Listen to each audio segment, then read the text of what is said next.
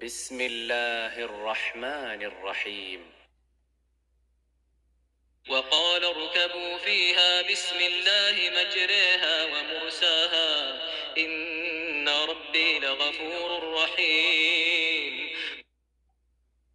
نوح نے کہا کہ خدا کا نام لے کر کہ اسی کے ہاتھ میں اس کا چلنا اور ٹھہرنا ہے، اس میں سوار ہو جاؤ، بے شک میرا پروردگار بخشنے والا مہربان ہے۔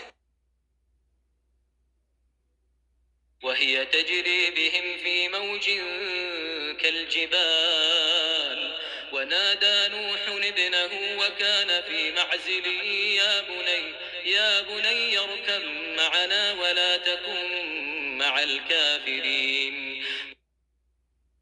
اور وہ ان کو لے کر طوفان کی لہروں میں چلنے لگی۔ لہریں کیا تھیں؟ گویا پہاڑ تھے۔ اس وقت نوح نے اپنے بیٹے کو کہ کشتی سے الگ تھا پکارا کہ بیٹا ہمارے ساتھ سوار ہو جا اور کافروں میں شامل نہ ہو۔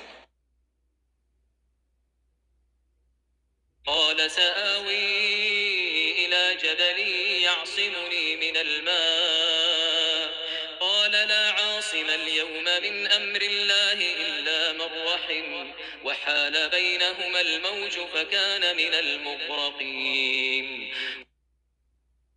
اس نے کہا کہ میں ابھی پہاڑ سے جا لگوں گا، وہ مجھے پانی سے بچا لے گا۔ انہوں نے کہا کہ آج خدا کے عذاب سے کوئی بچانے والا نہیں اور نہ کوئی بچ سکتا ہے مگر اس پر خدا رحم کرے۔ اتنے میں دونوں کے درمیان لہر حائل ہوئی اور وہ ڈوب کر رہ گیا۔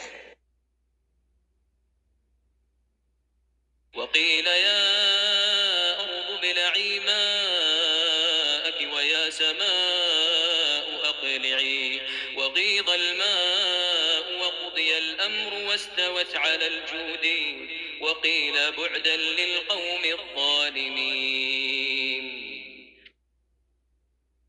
اور حکم دیا گیا کہ اے زمین اپنا پانی نگل جا اور اے آسمان تھم جا، تو پانی خشک ہو گیا اور کام تمام کر دیا گیا اور کشتی کوہ جودی پر جا ٹھہری، اور کہہ دیا گیا کہ بے انصاف لوگوں پر لعنت۔